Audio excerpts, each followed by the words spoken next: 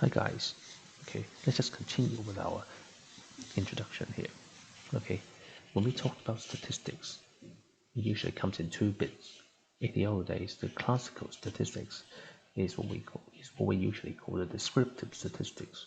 It mostly comes in where like data collections. Okay, collecting our experiment results, how we present the data, like how we do this mean values, standard deviations and all that, and our pie charts, histograms and all these things. Okay, it's still useful. It's very useful. After all, if we have a lot of experiment results done or a large set of data, how to organize them and summarize the results be a great thing to do. Modern statistics, however, modern statistics is sometimes called inferential statistics, where we have to use our data, okay, to draw conclusions, to deductions from there, try to see if our sample, if our experiment results can allow us to prove or to provide evidence for our understanding of what happens in the true nature. Okay. So if you imagine,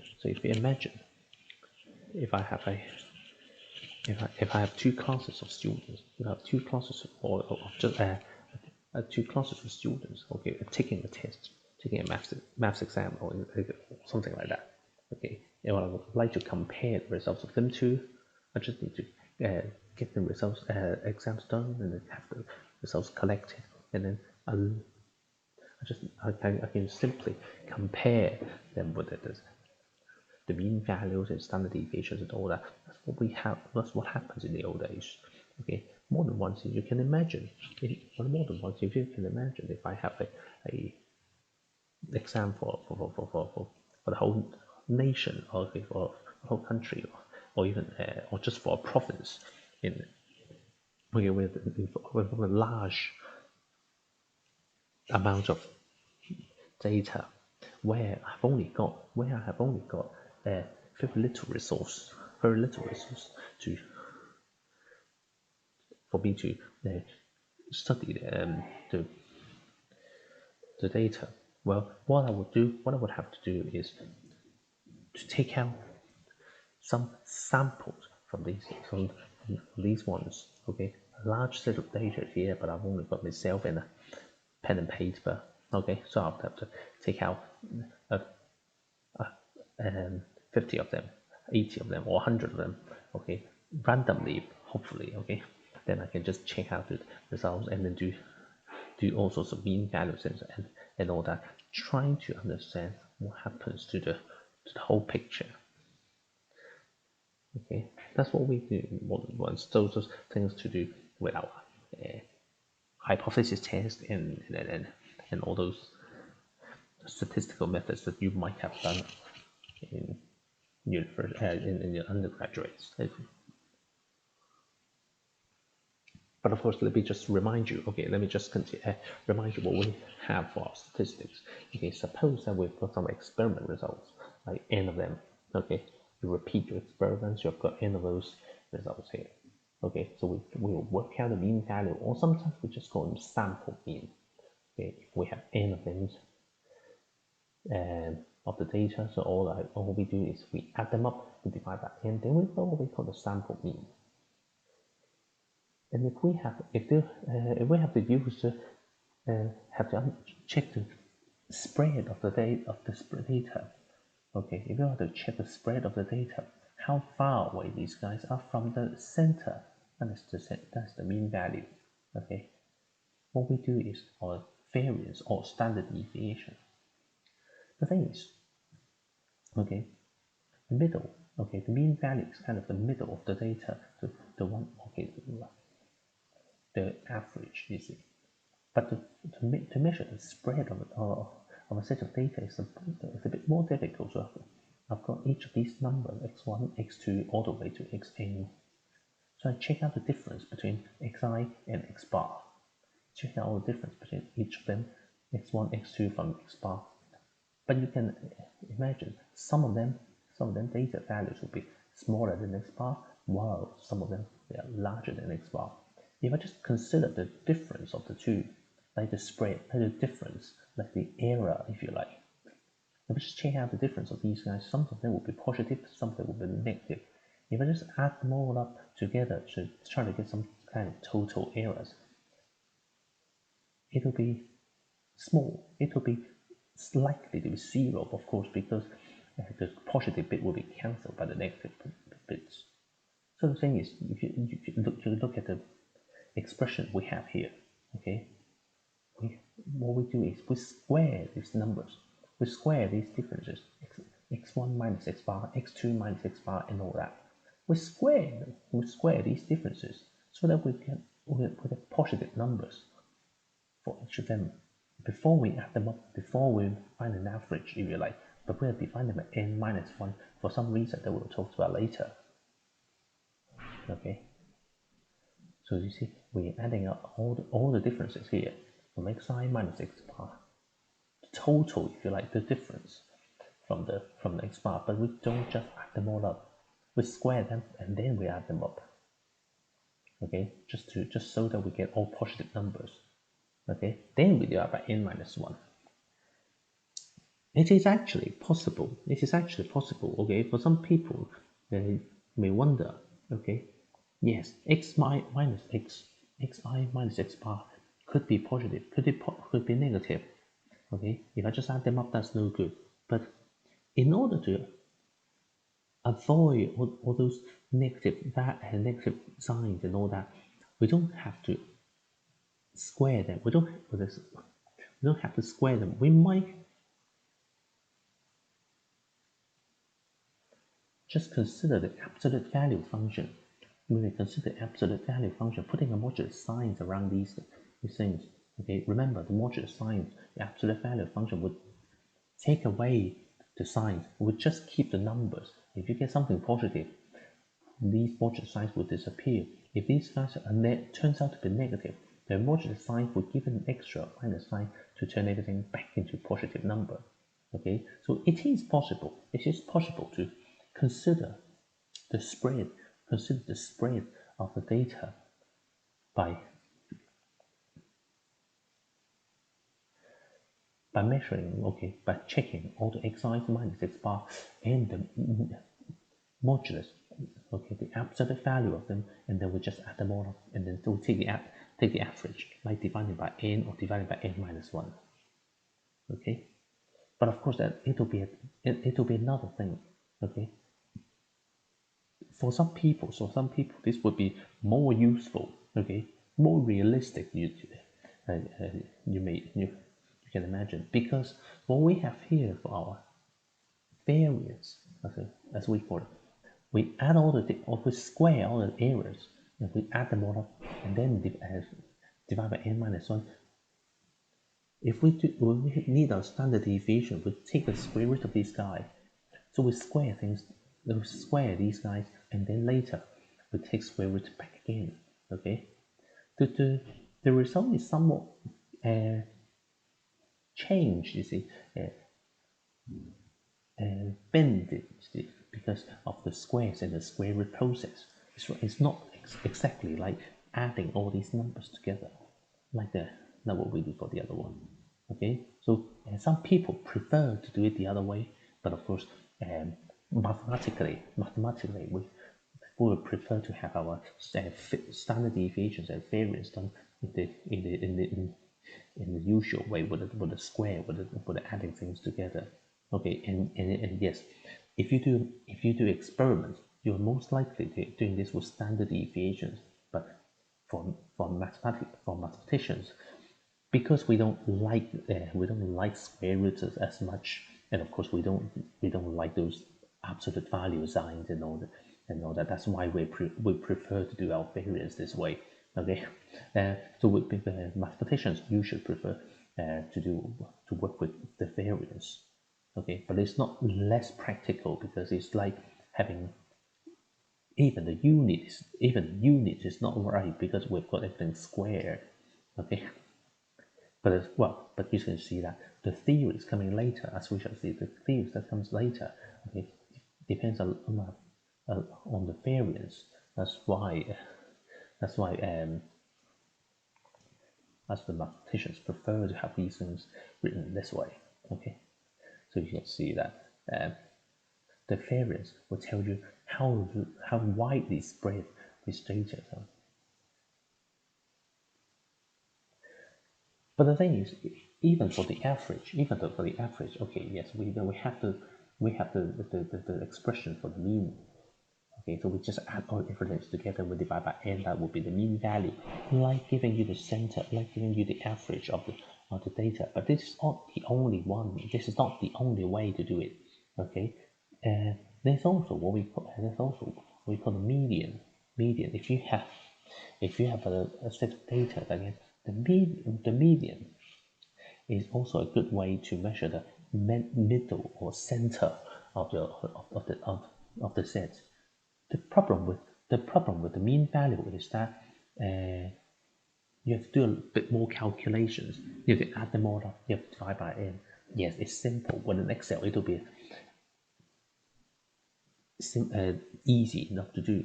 But the problem about the mean value is that you have to add all the numbers together. If one or two of these numbers, if a few of these numbers, they are what we call outliers. If one of these two numbers, they are what we call outliers. Okay. That means they have got surprisingly large or small values. Okay, they don't exactly follow the trend, if there's any at all. Okay, they've got something really large or very small. Like if you have, again, a class of students taking an exam, okay, while everybody's getting that results like 60, 70, 80, you've got one or two people getting zeros or 5. Okay, then the mean value will be very much affected by the outliers.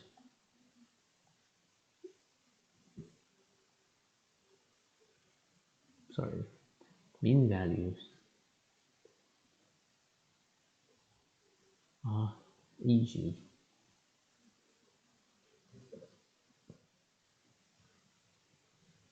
easily affected by outliers. Okay, if you have experiment results very odd. Okay, so again, suppose that you would like to study the average income of people in the city. Okay, you know there are always people earning very much, but there are only very few of them. Okay, if we just have everyone incomes data collected and just find the mean value, it'll be a lot higher than we would expect. Okay, than a lot of ordinary people because of these guys. Okay, on the other hand, the median is a lot easier to do. The median is a lot easier to do. We just have to arrange all the numbers in order. Okay, from increasing or decreasing order, it doesn't really matter. But because the median involves hardly any calculation, we just pick the one in the middle. If you have 5 numbers, it will be the third one. If you have 10 numbers, it will be between the 5th one and the 6th one. It will be between the 5th one and the 6th one. Okay, the one right in the middle. Okay, so that we have this expression here. If you don't understand what it means if you have 3 numbers, it will be the one in the middle. If you have 10 numbers, it will be between the 5th and the 6th one, right there in the middle. So that if you have something really large or really small, it just goes to 2 ends, and it wouldn't affect your median value very much. Okay, so it's and sometimes it could be a better way for finding the middle of the data. The last one is actually the mode. Okay, the mode is even easier. Okay, there's really no calculations whatsoever. You simply check out all these numbers and see which one occurs most often. Again, think about average income of people, okay? People would accept, the number that occurs most frequently would be the most. Of course, that's hardly accurate at all. It will be hardly be accurate at all, but you'll have to admit it's the simplest thing to do. And sometimes it could be it could still be useful. Yeah. All right. So that's pretty much enough of our introduction of statistics. Okay, all the preliminaries that we kind of need, or things that you might have already done. It'll be difficult. Okay, if we were to do a statistics course, it'll be rather difficult to not talk about probabilities at all. Okay, why do we have to talk about probabilities? Why do they always kind of come together? The thing is, if we do statistics, at the end of the day, yeah, some of you might be familiar with things like hypothesis test, significance level, or things that were confidence interval, that sort of thing. Okay, we talked about the probabilities, the chance that we're making errors. Okay, of course, when we do experiments, we're going to have some sort of errors, or even if we have a conclusion, or even without conclusions. Okay, it is likely that we will make errors from time to time, but we're trying to keep that chance to be very small. I don't like to use the term probability, although it's the mathematical jargon. I'll tend to use chance. Okay, how likely it is for us to obtain a good result. Okay. So here's the thing, we have to begin with the probability. Of course, we're going to do this briefly. We'll be doing this only briefly. Okay. So suppose that we have a statistical, well, I don't know, whatever experiment you do, I don't know. Okay. I'll make it very simple. So the thing is, the outcome of each of these experiments, what we call an event. For example, if I have a coin, I'm throwing this coin, I'm either getting a head or getting a tail. The set of all these possible outcomes is all we call the sample space. We're either getting a head or getting a tail. If I'm throwing a die, it'll be 1, 2, 3, 4, 5, or 6. Very simple like that. Okay, and of course, if I have a deck of playing cards, it'll be 52 cards.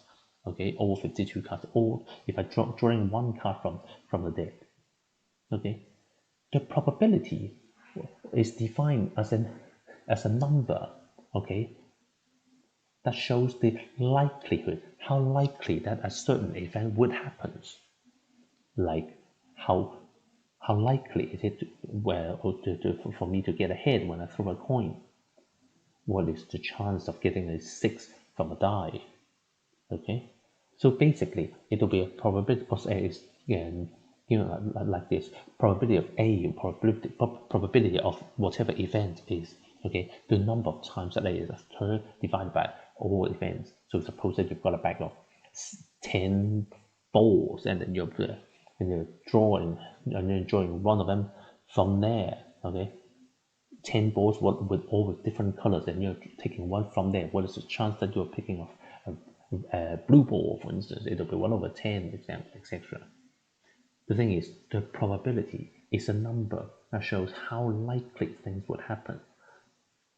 Okay, so this is a number between 0 and 1. By definition, it's going to be a number between 0 and 1, where 0 means the event is impossible to happen. Okay, if a probability is 0, that means it's impossible to happen. On the other hand, something that is certain will have a probability of 1. Okay, very simple. Of course, most of you should have done some probabilities in school, but yeah, we're just making it as brief as that. Okay, but of course we're doing this with a few notations here. Okay, well, so if we have a certain event A here, we have to understand that either event A happens, or A doesn't. Okay, it either happens or it doesn't. It does not. So that the probability of A or N, the probability of A not happening would equal to 1. Add together would add together and give you 1. Okay.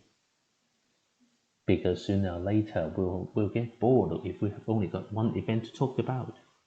So we have the event A and the complement of A, the opposite of A, if you like, of A not happening. So we usually put a bar on top. Occasionally, you will see P of A with a little C. If you in some other textbooks, okay, like A with a C there, C for complement, the opposite of this. So A bar or A with C there, okay, meaning the same thing.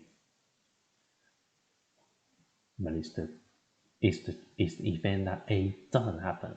If I have to talk about throwing a 6 from a die, of course we can talk about not getting a 6. That means I'm getting 1, 2, 3, 4, 5 from the die.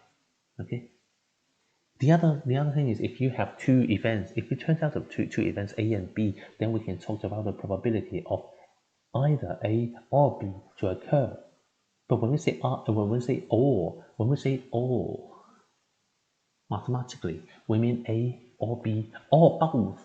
Okay, it's something slightly different from everyday language. When we talk about something or the other would happen, we don't usually mean both of them, but mathematically we do. Okay, we like to do this. We often do this with a Venn diagram. Sorry.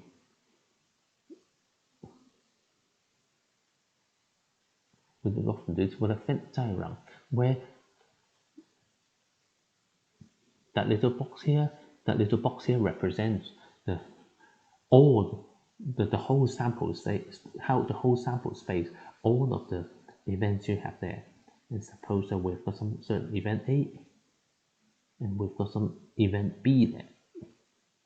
Okay, well, we talked about the event A or B, in this case A union of B. We mean everything here. So either A to occur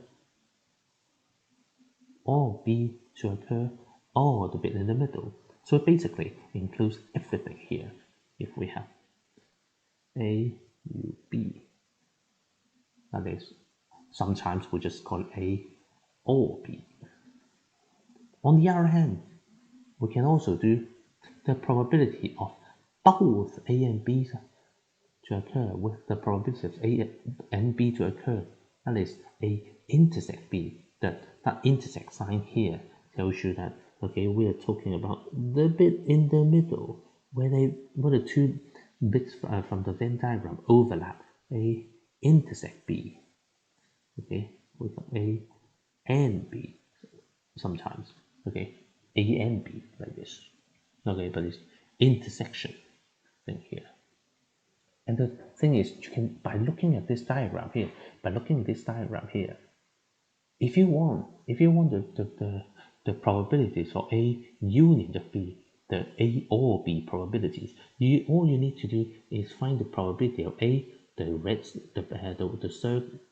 the circle there for A there, and the probability of B, that's the other circle of B, but then you'll notice the bit in the middle, the green bit, is counted twice. It would be counted twice if you just add the probabilities of A and probabilities of B. So you have to take that away. Okay, taking away one of them. So you have here the probability of A or B is given by the probability of A plus the probability of B minus the bit that in the middle, the probability of A and B. But you see, there are lots of things out there. There are lots of events out there that can't occur at the same time. There are events out there that don't occur at the same time. We call them mutually exclusive. That is to say, the event A and B both occurring will have a probability of 0. There's no chance, there's no way for A and B to both occur at the same time. In which case, the probability of A unit of B will simply be the probability of A plus the probability of B. We call them like mutually exclusive. Like you can't throw a die and say, well, we're getting an even number, and at the same time it's a 5, You can't get a number that's 5, but it's even number. Yeah. So,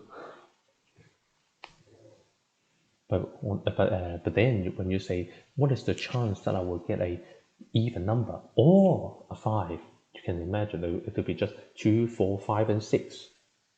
That would be 4 over 6 then. Of course, okay, I'm sure many of you would find this absolutely boring, because most of us have already done some probabilities before in school or in universities. Okay, we all have, and then we certainly have some basic concepts of probabilities, like throwing a coin, like throwing a die, etc.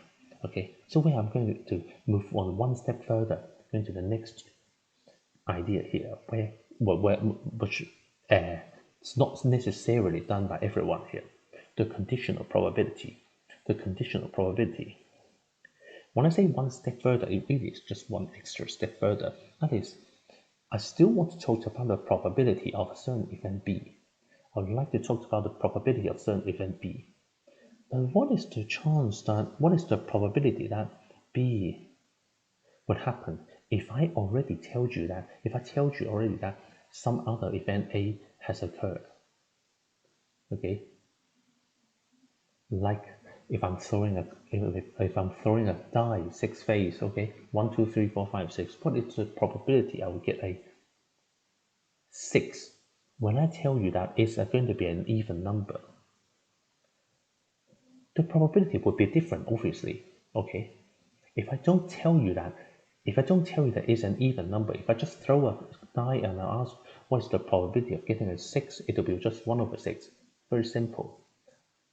But when I have extra information coming in, like that the die shows an even number, the probability changed. The probability will change. It becomes 1/3, because you've only got 3 even numbers, right? This is what happens in reality. Okay, we can talk about probability, how likely things would happen, but as time goes on, more information would come in, and this thing might change. So we have this concept of the conditional probability. So given by B, denoted by B with a little vertical stroke there, with A there, the probability of B given A, the probability of B given A. Okay, so how is it defined? Is it, because A has already occurred, then what is the chance of B occurring? That means we'll have to have A and B to both occur. When B actually happens, that will mean A and B would both occur. And of course, we must not forget, what is the chance that A would occur anyway? Okay, we check out the probability. We'll check out the probability of A, and then among that probabilities, what is the chance that A and B would both occur? Again, if we look at our Venn diagram again, the probability of B is that circle. Is that circle over there? Is that circle over there? But if the thing is, the thing about conditional probabilities is that I'm telling you that we are having the A occur. So we are in a circle on the left, if you like. So it's like having a new sample space. It's like having a new sample space as the shaded region here, the circle here for A only. Okay, we're in there. And within that circle, what is the chance that we have B occurring? That is the bit in the middle. Okay, it has to be the bit in the middle. You can't have anything over there on the side. Okay, not included in A.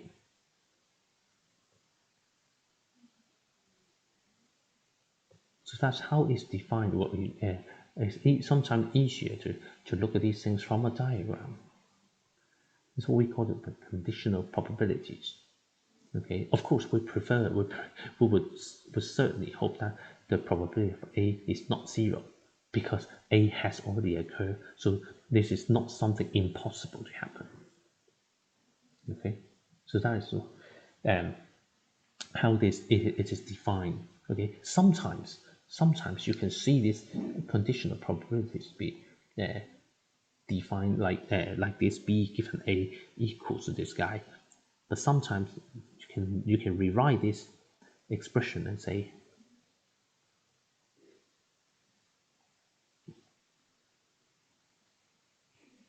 sorry, this. If you want the probability of A and B, okay, if you want the probability of A and B, you can rearrange this definition here and say that the probability of A and B is given by the probability of A times the probability of B given A. Okay, and some of you may wonder, okay, if I have probability of A and B, is that the same as the probability of B and A? Of course, they must be the same. We have the, as you can see from the diagram, okay, A and B both occurring would of course be the same as the B and A occurring at the same time. So not only that this guy can equal to the probability of B given A multiply the probability of A, you can write it as probability of A given B and multiply the probability of B. Okay, eventually we're going to see how we connect this guy, the probability of A given B, to the probability of B given A. How we connect these two together. Okay, but the thing is, why? Okay, why when we say that A has already occurred, why is it going to affect the probability of B at all? Why would the probability of B will be different if an event A has already occurred, or if I tell you that a certain event A has occurred? Sometimes it makes no difference whatsoever. Sometimes it will make no difference whatsoever. Whether A has happened or not makes no difference about the probability of B. Like I'm throwing a coin and a die at the same time. If I'm getting a hit on my coin, what is that? How does that change the probability of getting a 6 from a die? It wouldn't change at all. Okay, it wouldn't make any difference whatsoever. We say that these two events, they are independent. We say that the two events are independent if the probability of B given A is exactly the same as probability of B. Okay, the probability of B given A, whether it's given A or not, is exactly the same anyway. In that case, we call them independent, so that the probability of A and B is simply given by probability of A times the probability of B. Okay, so for instance, I've got my little coin there. I'm throwing this throwing this two times. I'm throwing this once, and I'm getting a hit. How does that affect me getting another hit in the next throw? It doesn't. It doesn't affect anything at all. So if I'm getting 2 hits in a row, so suppose I've got a coin and I'm asking how likely is it for me to get 2 hits in a row, then I'll have to have 0.5. Okay, 50% chance of getting my first hit, but then the second hit would be exactly the same probability anyway. So it will be 0.5 times 0.5, it will be 0.25 for the probability of getting 2 hits. And of course, similarly, if I want 2 tails, it will be the same. Yeah?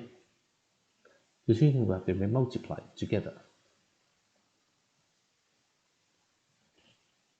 And then more sophisticated example. As a more sophisticated example, I've always called a birthday problem. I've always called a birthday problem. Well, usually, if we have students coming in a whole class, then we'll do this together. But of course, when I'm doing this recorded videos, it will be a little silly to play this game here. Okay, we've got a birthday problem here. What is that about? We know that if we have got a bunch of people in the same room, okay, it's like say I've got you guys together with me. I think we've got about 100 students here in this course. Okay, if we've got a bunch of people in the room there, it is possible that some of us will have the same birthday. Okay, some of us will have the same birthday. It's unlikely. Well, it is. I don't know how unlikely it is. I mean, it is possible that we will have the same birth. We'll have some people having the same birthday, rather than all of us being born on different days in the year. Yeah, agree. Especially, of course, if we have 365 people there, then of course it will be very likely that we will have some of us having the same birthday. But here's the thing. Here's my question. How many people do you think? How many people do you think?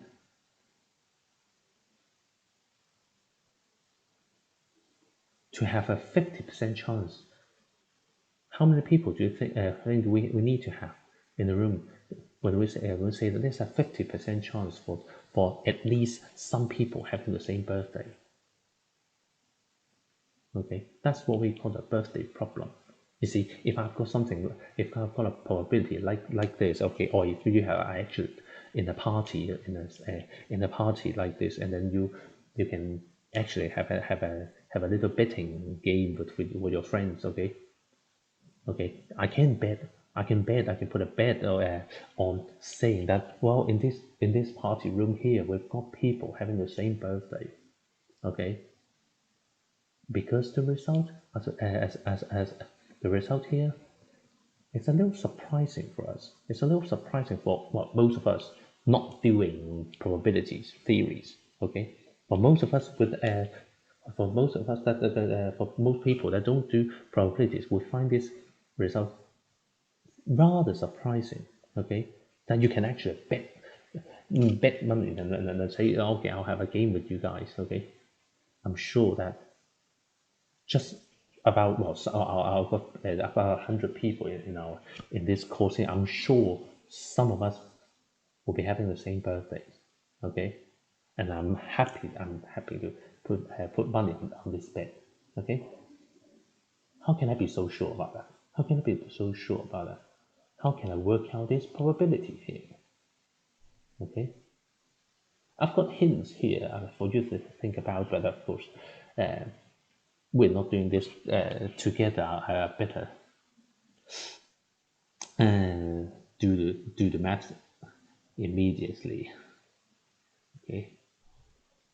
The thing is, if you consider some people in the room, and then we consider, well, I've got a hint here. Consider the probability of no one sharing birthdays. So we're all born on different days. Of course, when I say something like when I have a game like this with you guys, of course, I must check.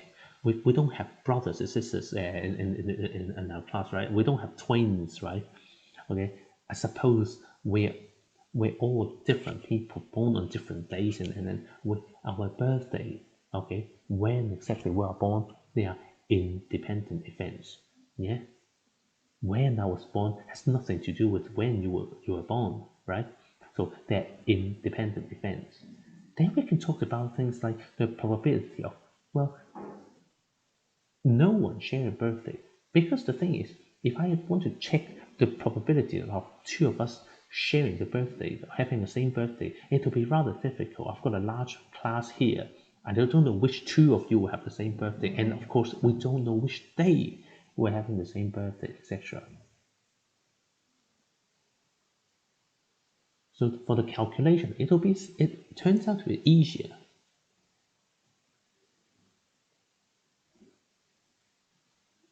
if we were to work out the probabilities of no one having the same, no one sharing the same birthdays. Then I just need to use one, take away this probability. We're just taking these probabilities away from one. Then we get what we want.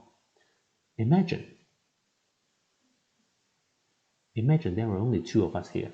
Imagine there were just you and me, two people in the room here. The probability that no sharing No sharing birthdays. Okay, so we are born on different days. Okay, that's what I mean. What does that equal to?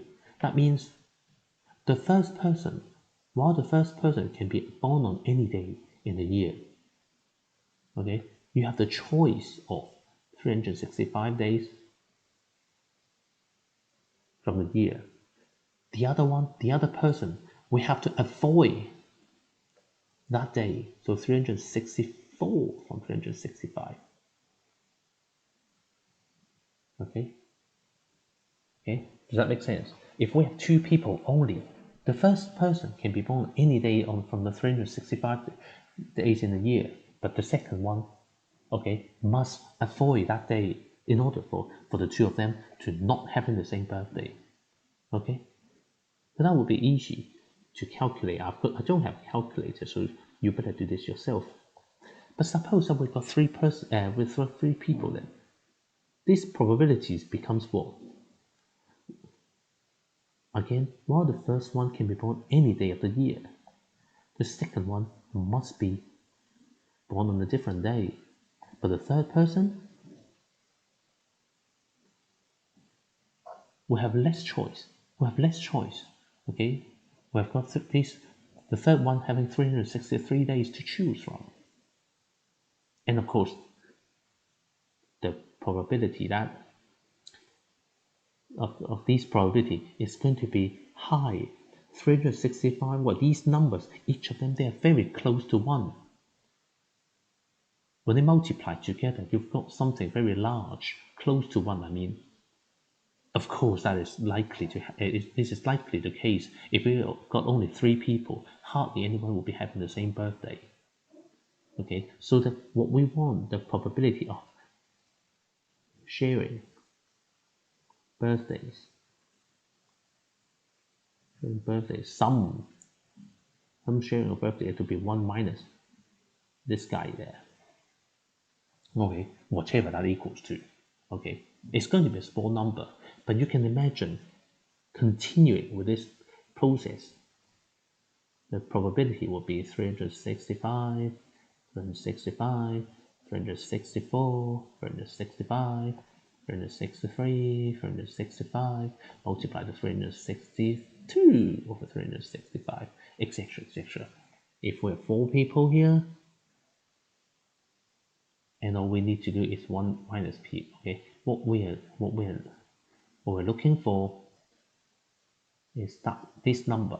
Okay, but a little calculator would help you that, or actually you don't need the calculator. If you have n equals to k, for instance, this probability is simply 365 to the power of k. You've got a lot of them multiplied together on the bottom line, while the top line, it will be 365 times 364 times 363 times 362, etc. Yeah. So it will be, if you remember that factorial notation, it will be 365 factorial. That means 365 times 364 times 363 times 362 times 361, etc., etc. But I don't want the etc., etc. I divide by n. I'll divide by the ones that I don't want to. I don't want 365 minus k factorial. I only want this to go all the way from 365 times 364 times 363 times dot dot dot times what? Times all the way to what? To, if I've got 4 there, it'll be 365 minus k plus 1. Okay, compare this. That's what the top line means. 365 factorial divided by 365 minus k factorial. That's what it means. Compared to what we have when n equals to 4, 3, 2. Okay, I've got a 365 all the way to 362. Then a 365 minus 4, 361, plus an extra 1 there to give you a 362 there. And of course, the bottom line was still 365 to the power of k. And all you need to do is pop this in a little calculator and notice that when, and again, we're looking for 1 minus p, by the way, and all you need to check with a calculator is how many people you need. What value of k do you need for this probability 1 minus p to be bigger than 0.5? As it turns out, 22, 23 or something. Yeah, have a try with your calculator. You don't have to believe me. Try this yourself. As it turns out, you only need 22, 23 people for this probability to be better than 50%. You see why you see why I said I'm so happy to bet if anyone would take, okay, to say that our class here will have people having the same birthday. I'm most likely, I mean, of course, I'm not gonna play a game that I might lose. Okay, in fact, it only takes about 60 to 70 people. It only takes about 60 to 70 people for these probabilities to go over 99%. Okay, again, I don't have to calculate it. You can check this yourself. Okay, or with one Excel. Okay, or calculator. Okay, it only takes about 70 people for this probability to go over 90 or even 99%. How large is our class? 100 people. I'm probably safe. Okay, I'm probably safe to say I will win. Okay, when we are doing this together. But you can see that the calculation here is, well, typical ways that we do our probability problems. Okay, so one thing is we've all got all these independent events. Okay, all these events multiplied together. Okay, and at the end of the day, sometimes if we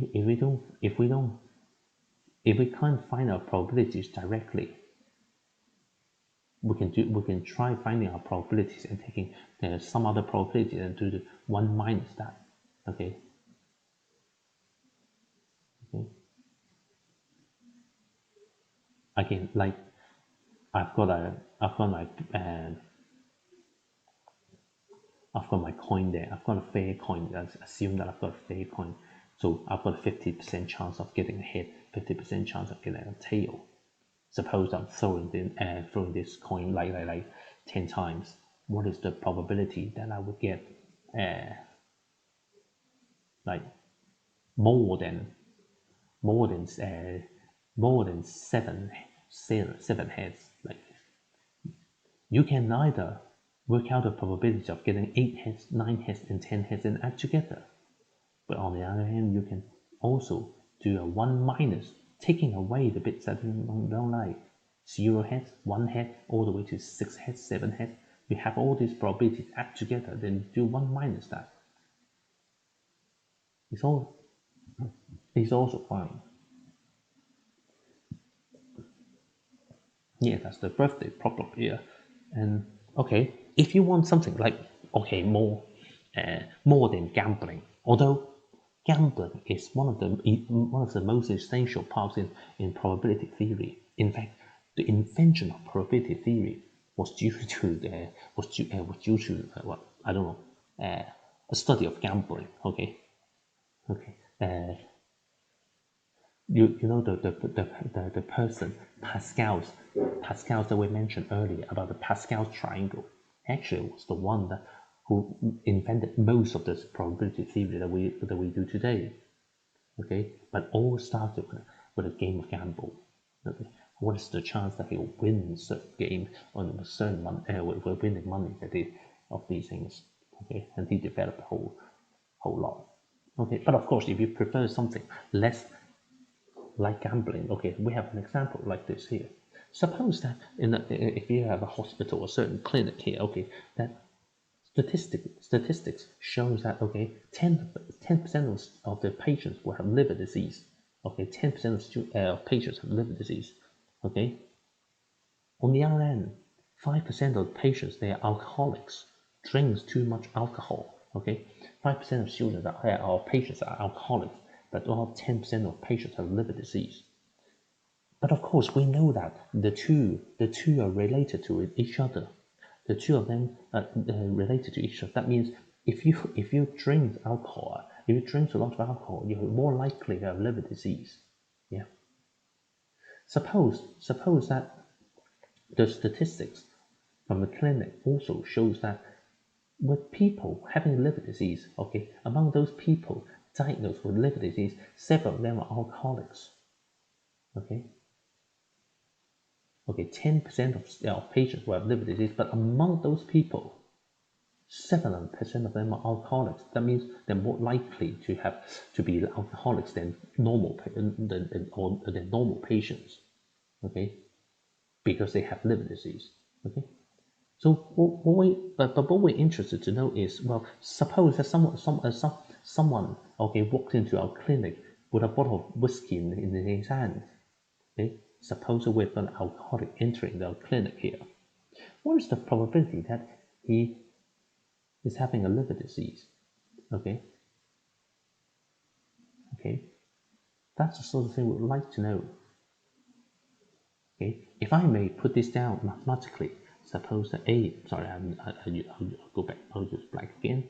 Suppose that A is having liver disease.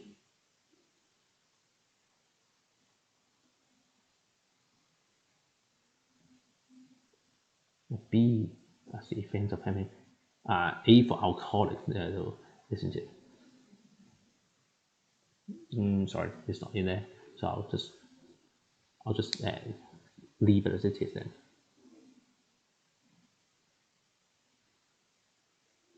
Okay, suppose that we've got 2 events. Okay, again, this is another typical way to do probability problems. Write down the events. Okay, give them names. Okay, so that you don't have to say probability of having liver disease. I'll just write down A for the event that people have the liver disease, and B for the event that guys are alcoholic. Then what we know is the probability of A is 10%.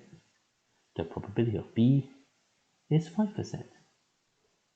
But what we also know is if we have someone having a liver disease, the probability that he's alcoholic is 7% from the question.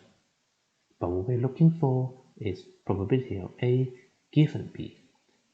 Given that he is an alcoholic, given that this guy is an alcoholic, he drinks a lot, what is the chance that he will be having liver disease? Of course, we know it's going to be higher than normal people, but what is that equal to then? Okay. According to our formula, our definition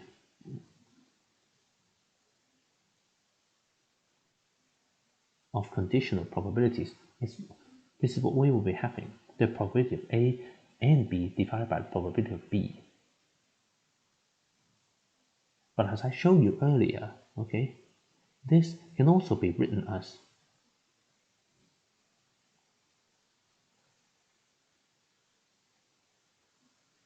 the probability of B and A. Okay, the top line here, is the probability of A and B, but it's no different. We will say that it's the probability of B and A, and therefore can be written as the probability of B given A multiply the probability of A. And we've got all the numbers. We're just about having all the numbers here, 7% to multiply to 10% divided by 5%, giving you 14 at the end. Okay, so just as you would expect that if you have some alcoholic coming into your clinic, it's more likely to have a liver disease than normal people, but of course not too much higher. I've got 14% here. The calculation is simple, but I would like you to notice is the connection between A given B and the probability of B given A, as we often wish to find one another, well, find one of them from the other. Okay, we usually have only we usually have only got one of them, and we need to use these informations to find the other.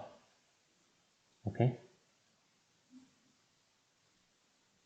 I hope these examples make sense. Again, sorry that we are not doing this live together, then I can see your response. Okay, but this is an important concept because it leads to the next thing, what we call the concept of total probability. The total probability, and more importantly, Bayes' theorem. Okay, the total probability and the Bayes' theorem. Here's the thing. It says, well, suppose that we've got a set of events Bi forming partition from the sample space. Okay, that means what? It means they are mutually exclusive, and these guys add together equal to 1. Okay, sometimes these jargons are difficult to understand, but what it means is, sorry, I use blank. But what it means is, suppose that you've got your little box there, your sample space, then it's divided by 1, 2, 3, 4, 5, B1, B2, sorry, B3, B4, and B5. Suppose that you've got a sample space divided into a number of smaller subsets. We call this partition. That means you've got the whole thing divided into different bits where they don't intersect at all. They're mutually exclusive. Okay, they're mutually exclusive, and they add together equal to 1. That means they cover the whole sample space, but they don't overlap at all. What do I do? What do I do this? Well, you may have your sample space divided into 5 parts. You may have the sample space divided into 2 parts. Okay, something either happens or not happens. Okay, but I mean, these things work just as fine if you have a number of these sets here. Suppose that your sample space is divided by a number of events like this. And what you're looking for is the probability of A. What you're hoping to find is the probability of A. This little circle, this little, well, not exactly a circle, this little blue region here. I would like to find the probability of A. How am I going to do that? How am I going to do that? How am I going to find the probability of this bit A here? Geometrically, as you can see, all I need to do is to find the area here plus the area here plus the area of this one together with that one and the last. Okay, so that the probability of A is simply the probability of A intersect B1 plus the probability of A intersect B2, the probability of A overlapping B3 plus probability of A intersecting B4, and finally the probability of A intersecting B5. Okay, that's all the green bits separated, and then I just need to find each of them areas and then add together. That's all I need to do. But according to the definition of the conditional probabilities, or simply just by looking at the picture or use of common sense, that means the probability of A given B1 multiplied with the probability of B1 plus the probability of A given B2 multiplied probability of B2. Okay, so you need to have this guys to happen, B1 to occur, and then given the B1 has occurred, the chance of A happening together with all similar terms like this. Okay,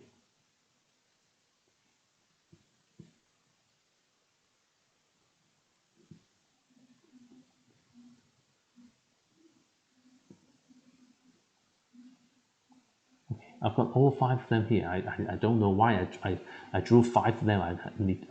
There's too much to write for me. Okay, the whole thing works if you no matter how many of these partition subsets you have here, 2, 5, or 15. It doesn't really matter. It's all the same. From this picture, you know that we're just adding all the green bits together. But each of these green bits is given by one of these conditional probabilities. Okay, so for those of you who may not like this expression here, this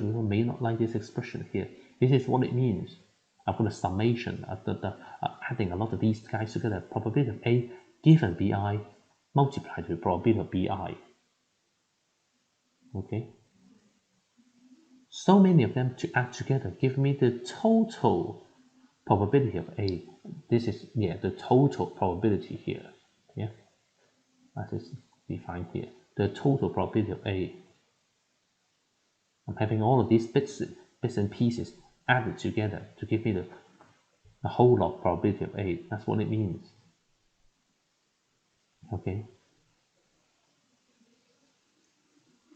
As we shall see later, okay, we've got the Bayes theorem coming up next. Okay, next time we shall continue with that. Okay, the Bayes theorem comes from this total probability concept, and it allows us to do a lot of things, including